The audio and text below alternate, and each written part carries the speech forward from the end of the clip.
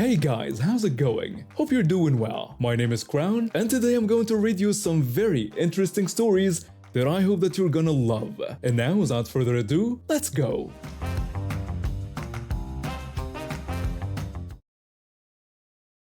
I just finished a brutal 12-hour shift at the hospital. As an emergency room nurse, I've seen it all, from minor scraps to life-threatening injuries. That day had been particularly rough.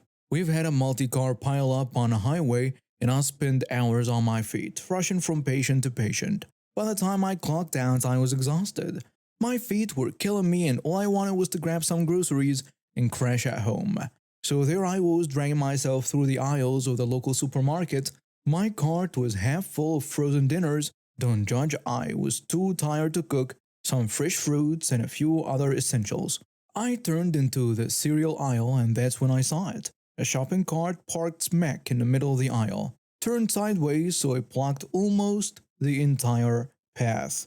Now, I am usually a patient person. You have to be in my line of work, but something about this just rubbed me the wrong way. Maybe it was the exhaustion, or maybe it was a blatant disregard for others. I looked around, but there was no sign of the cart's owner. I tried to squeeze past, but there was barely enough room. I had to turn sideways and suck in my gut just to get by without knocking anything over. As I did, I got a good look at the contents of the abandoned cart. It was piled high with groceries. Clearly, whoever lifted it had been shopping for a while. I muttered to myself, seriously, how hard is it to park your cart to the side? Just then, an elderly gentleman with a cane tried to enter the aisle. He took one look at the obstruction inside, turning around to find another way. That did it. I was annoyed before, but now I was angry. I did a quick scan of the cart to make sure there wasn't anything that needed refrigeration, and then I made a decision. With a mischievous grin, I grabbed the handle of the offending cart and started pushing. I wheeled that cart 5 aisles away, parking it neatly in the pet food section. Then I went back to my shopping, feeling a little lighter despite my exhaustion. About 5 minutes later, the store's PA system crackled to life. Attention shoppers, if you recently moved a cart from aisle 7, you may have taken the wrong cart. Please come to the customer service area. I was smirking. I pictured the entitled shopper probably throwing a fit at the customer service desk, but I wasn't done shopping yet, so I continued on my merry way. 5 minutes after that, another announcement. Once again, if you move the cart from aisle 7, please come to the customer service area immediately. By this point, I was barely containing my laughter. I finished up my shopping, taking my sweet time selecting the perfect bunch of bananas and debating between 2 brands of coffee.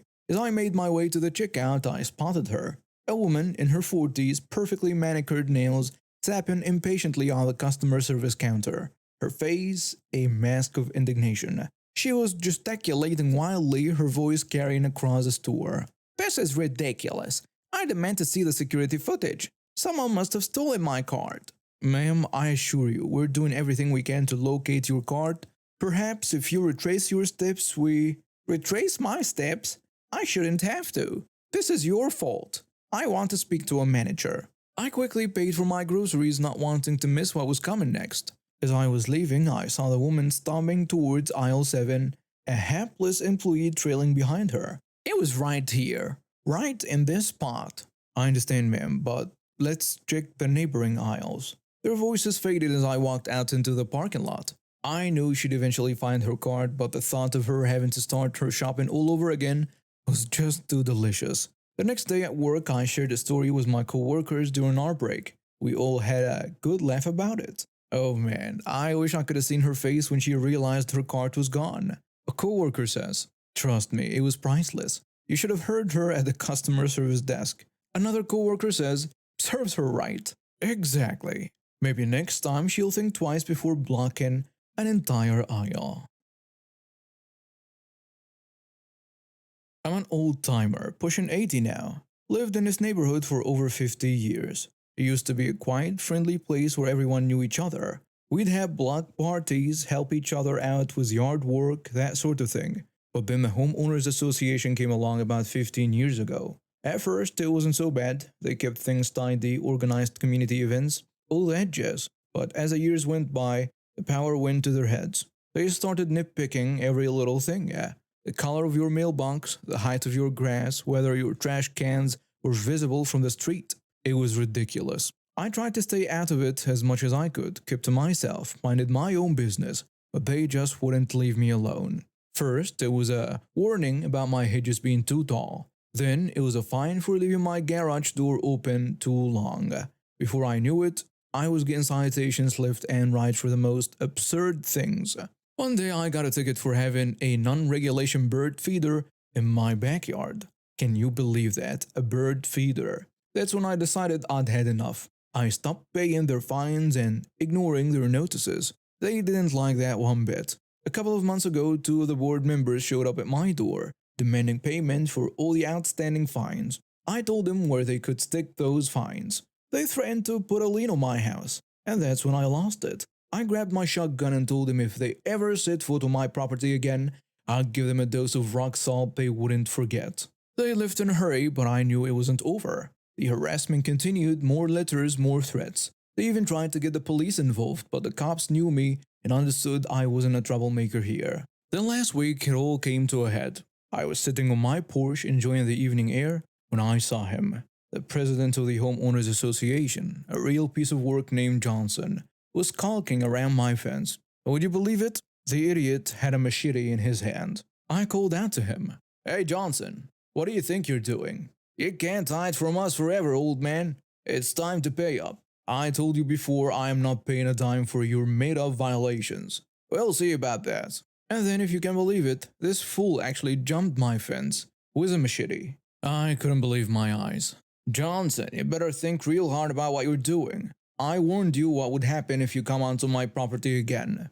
Your threats don't scare me, old-timer. We run this neighborhood and it's time you learned your place." He started walking towards me, waving that machete around like he was in some kind of action movie. I didn't want to do it, but I had no choice. I reached for my shotgun. "Last warning, Johnson. Turn around and leave, or this isn't going to end well for you. You don't have the guts, old man. You don't have the guts." I aimed low and pulled the trigger. The blast echoed through the neighborhood and Johnson went down like a sack of potatoes, clutching his knee and howling like a wounded animal. "Ah! You shot me! You crazy old bastard! You actually shot me!" "I told you what would happen if you came here again. You're lucky I aimed for your knee and not your thick skull." It didn't take long for the police and ambulance to show up. The neighbors must have called them when they heard the shot.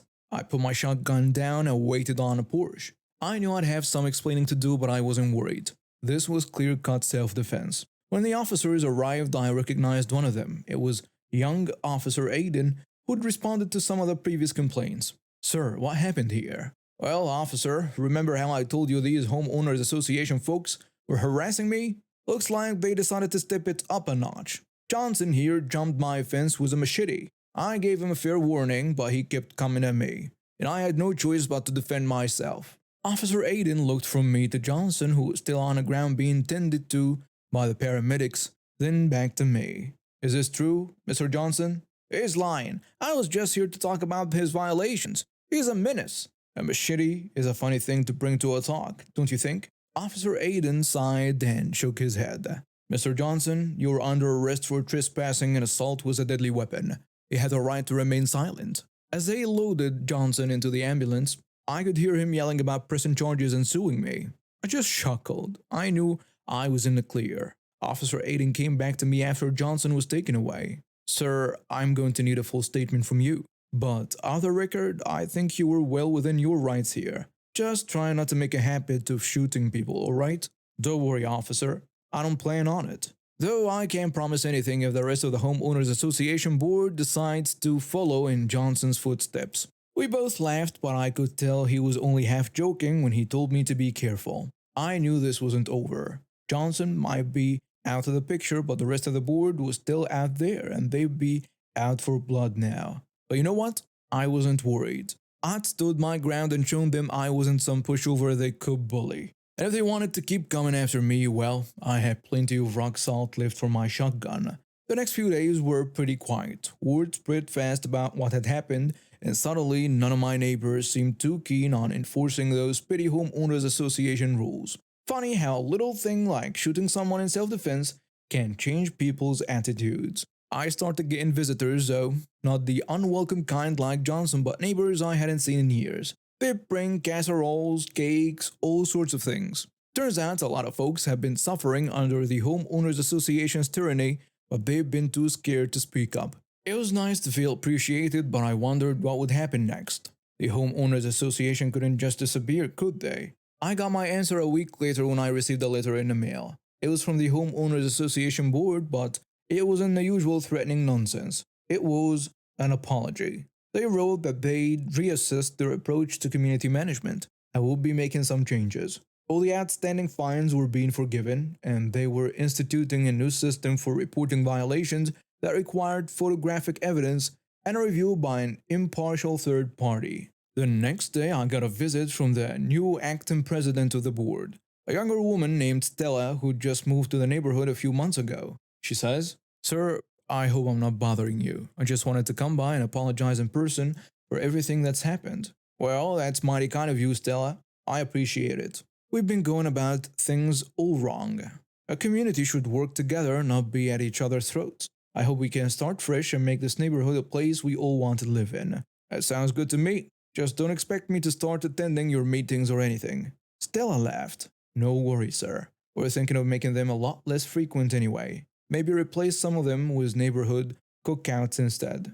For now, I was just going to enjoy the peace and quiet. Maybe I'd even put up another bird feeder. A non-regulation one, of course." My grandma's passing hit us all hard, but what came after was even tougher to handle. I'm an only child and I've always been close to my mom. She raised me single-handedly after my dad left when I was just a toddler. It wasn't easy for her, working two jobs to keep a roof over our heads and food on a table. Growing up, I knew we didn't have much, but mom always made sure I had what I needed. When I graduated high school, I wasn't sure what I wanted to do with my life, and that's when mom suggested beauty school. She said I had a natural talent for it, always helping her with her hair and makeup. I was hesitant at first, but she encouraged me to give it a try. Mom helped me pay for beauty school. It cost about $12,000, which was a lot for us. She took out a loan and used some of her savings. I felt guilty, but she insisted it was an investment in my future. I worked hard and graduated top of my class. After graduation, I landed a job at a high-end salon in the city. It was tough at first, working long hours and building up a clientele, but I loved every minute of it. Over the years, I've done well for myself. I am not rich by any means, but I'm comfortable. I've even been able to help mom out here and there, paying her back in small amounts when I could. Then a month ago, we got the news that grandma had passed away. It was sudden and unexpected. We were all devastated. Grandma had always been the glue that held our family together. She was kind, generous, and loved us all fiercely. A few weeks after the funeral, we learned that Grandma had left an inheritance to be split between Mom and me. I was surprised. I hadn't expected anything. Mom got a significantly larger share, which made sense to me. She was Grandma's daughter after all. And that's when things started to get complicated. Mom called me over to her house one evening to discuss the inheritance. I had no idea what was coming. "Hey Mom, what did you want to talk about?" "Honey, I've been thinking about Grandma's inheritance." "Oh, what about it?" "Well, I got more than you did, but I was hoping we could make some adjustments." "What do you mean?" "I think you should give me your share. You're doing well for yourself, and this money would mean so much more to me." I was stunned. I couldn't believe what I was hearing. "Mom, what are you talking about?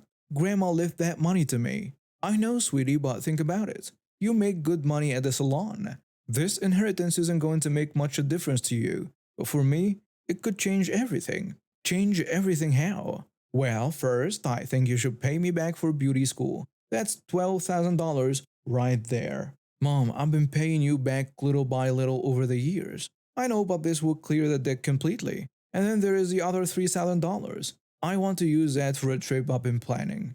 I felt like I was in some kind of bizarre dream. Was this really my mom talking? "So you want all my inheritance? The entire 15K? "That's right. You don't need it, honey. I do." "But Mom, that's not fair. Grandma wanted me to have that money." "Life isn't fair, sweetie. Remember all the sacrifices I made for you? This is your chance to pay me back." I couldn't believe she was using guilt to manipulate me. It felt so out of character for her. Mom, I appreciate everything you've done for me. I really do. And I understand about the beauty school money. But the rest of it? That's mine. Grandma wanted me to have it. You're being selfish. I am your mother. I need this more than you do.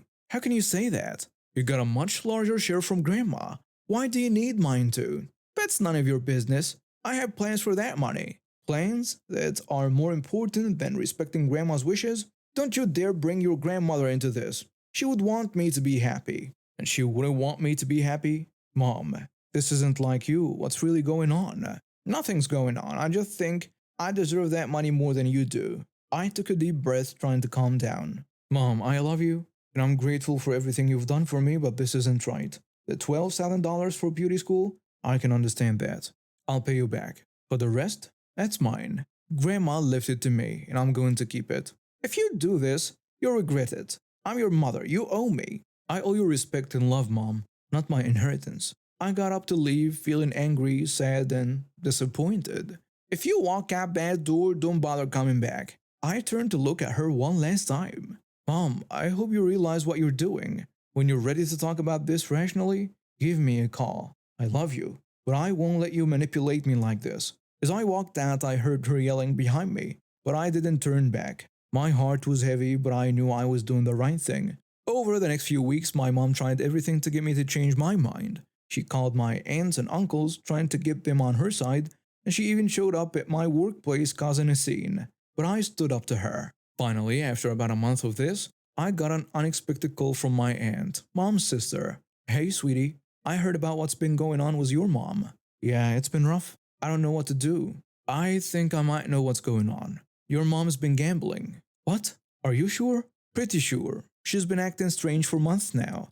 I think she's in deep with some bad people. Suddenly, everything clicked into place. Mom's desperation, her erratic behavior, it all made sense. With this new information, I decided to confront Mom one last time. I went to her house determined to get to the bottom of this. Mom, we need to talk. I told you, unless you're here to give me that money, we have nothing to talk about. I know about the gambling, Mom. Her face fell, and for a moment I saw the scared, vulnerable woman behind the angry facade. How did you find out? It doesn't matter. What matters is that you need help, not money, to dig yourself deeper. We talked for hours that night. Mom broke down and told me everything. She'd started gambling a few years ago just for fun at first, but it quickly spiraled out of control. She'd been using her inheritance to pay off debts, but it wasn't enough. In the end, we came to an agreement.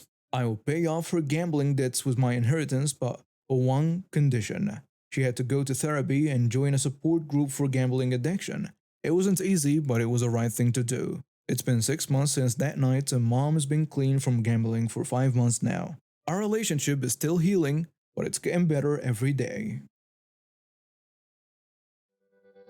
And now we have reached the end of today's stories. Thank you for watching and see you next time.